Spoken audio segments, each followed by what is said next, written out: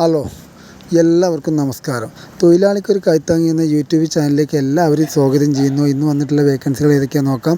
ആദ്യമായിട്ട് കാണുന്നവർ സബ്സ്ക്രൈബ് ചെയ്യുക, ലൈക്ക് ചെയ്യുക, ഷെയർ ചെയ്യുക, അതുപോലെ കമൻറ്റ് ചെയ്യുക.